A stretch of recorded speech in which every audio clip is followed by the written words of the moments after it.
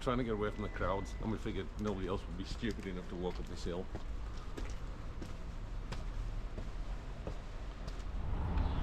So welcome to Ålesund. Yesterday when we checked the weather forecast, the forecast was fantastic for today, but we've got it this morning and it's kind of like this. So the plan was just to walk around Ålesund and try and find somewhere interesting, but we're struggling a bit, aren't we?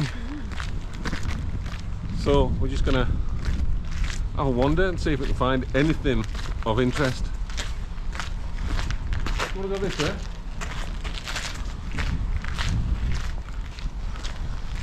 I think we've run out of luck on this trip with the weather.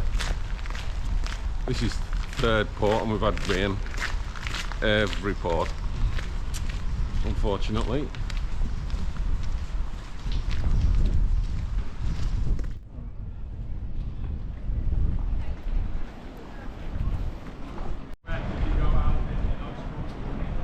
So that little lighthouse on the end of that pier, that is the honeymoon suite for that hotel.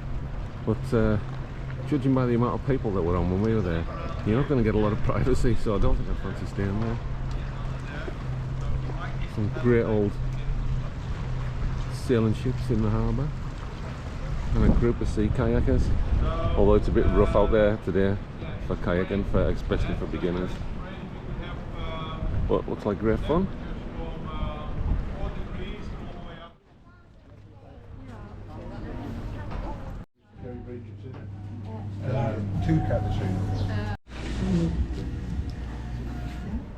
So if you're in Ålesund and you're starting to flag a little bit and you need a coffee and some donuts, then I would definitely recommend this place.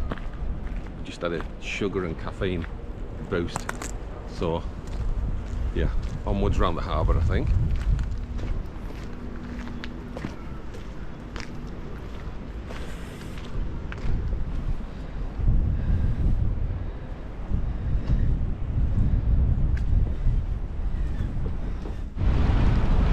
So that was the little lighthouse we were at before, and we've had to walk all the way around there, there,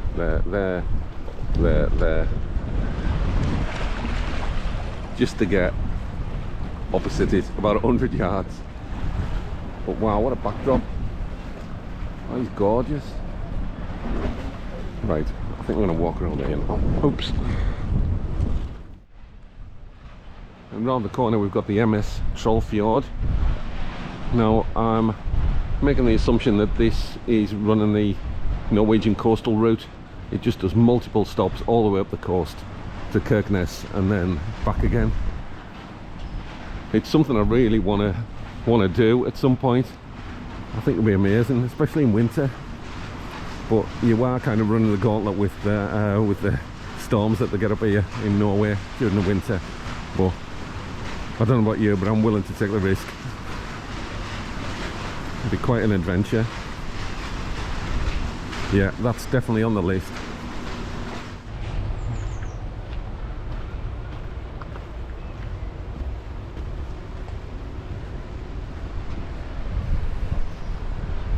Well, we came up here for an amazing view, didn't we? And there's a dirty grey building in the way. Maybe you should go forward along there. Yeah. Okay, let's try that. But we're in a really nice park anyway, so that's good.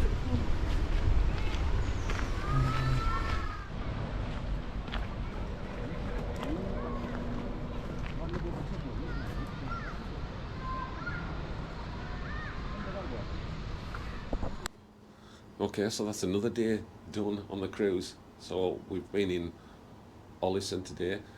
We started off with not very high hopes, but it kind of turned out all right, and I'll see what the footage is like when it comes out. But yeah, we've had a really nice day, and hopefully we showed you how to DIY it in Ålesund. Obviously there's lots to do if you want to take an excursion, but we've been here before and we didn't really want to do that, so yeah, we've had a really nice day. We're going out for dinner to the MDR, probably take some photographs at least and maybe a little bit of footage, and we'll regroup tomorrow because we're in Haugesund, and again it's all DIY, so we'll bring you back in the morning and we'll do this again. So I'll see you tomorrow. I think we're leaving.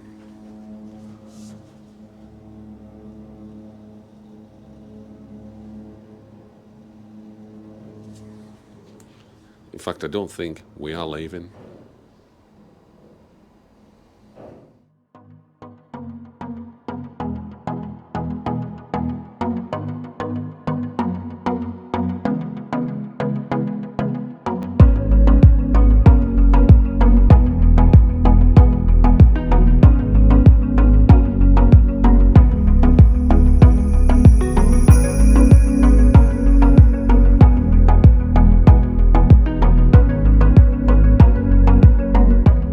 Up and over the big bridge we go. Let's just take our time. So if you're in a new town and you don't know what to do, you head for the church, in our experience.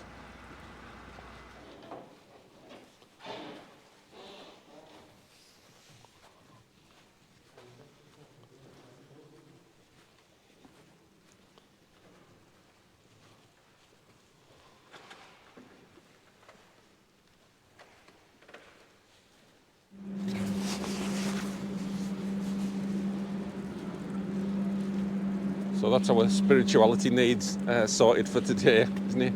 That church is beautiful. Right, we think there's a park down here. We're not sure, but we're going to have a walk down and see what we can see. I don't know if you've noticed, but we are making this up as we go along.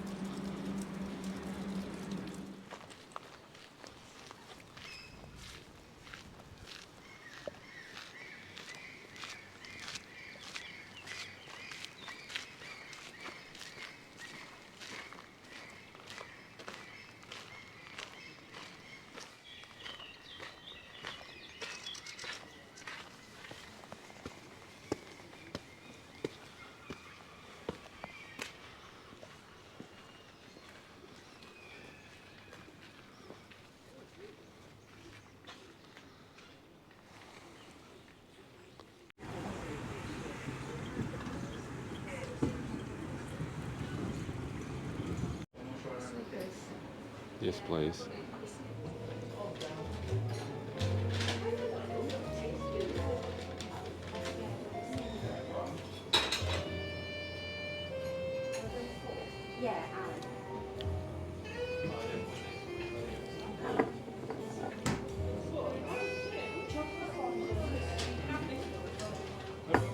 So if you're in Haugesund and you do nothing else, I would urge you to go to the Cupcake House.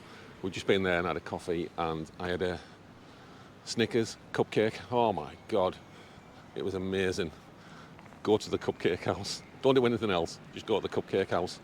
It was fantastic. So we're just down in the main shopping drag now. There's lots of kind of touristy souvenir type shops, but it's May the 1st today and it's a holiday, so a lot of the shops are shut. But it's quite nice. It makes it a lot nicer when it's not chucking it down. So I think we're gonna maybe head back to the ship, maybe explore a bit more. I'm not sure yet. Right, let's go this way. So we just stumbled across this. This is the town hall and town hall square. It's beautiful. I know I keep saying that, but it is. And this was a gift off a shipping owner to the city. It was built in around 1930. It's very impressive. That fountain's amazing.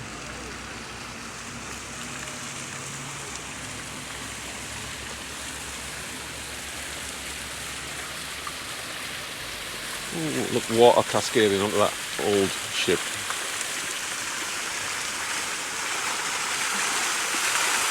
Ugh. And my GoPro won't like that.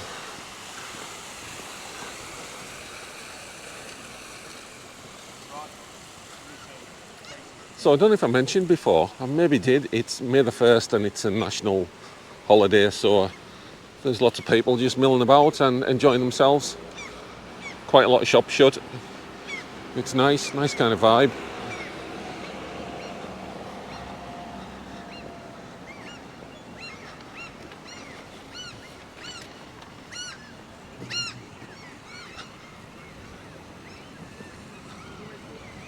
Here we go. Come on, folks.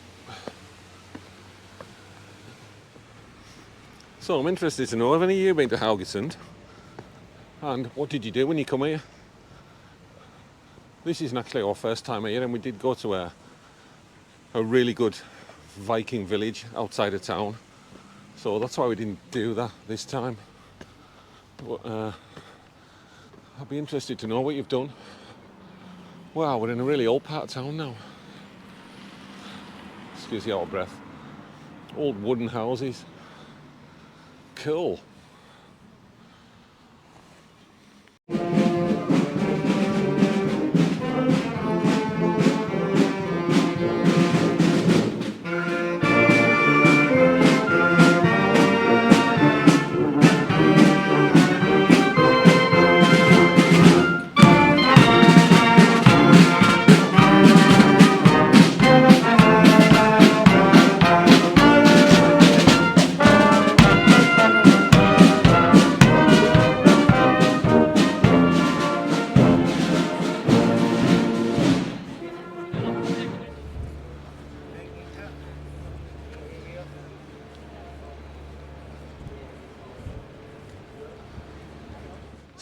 So that was Haugesund.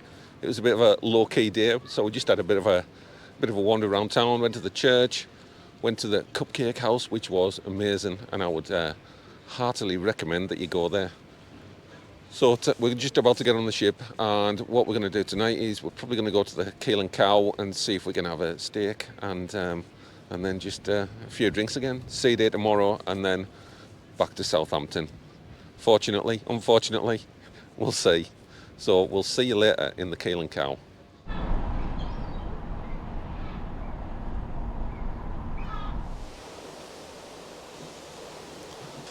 So here we are, steaming down the North Sea, going back to Southampton. It's our last night on board. So I've got some final thoughts about the Iona and the Norwegian Fjords cruise. And those thoughts are overwhelmingly positive. We've had a fantastic time.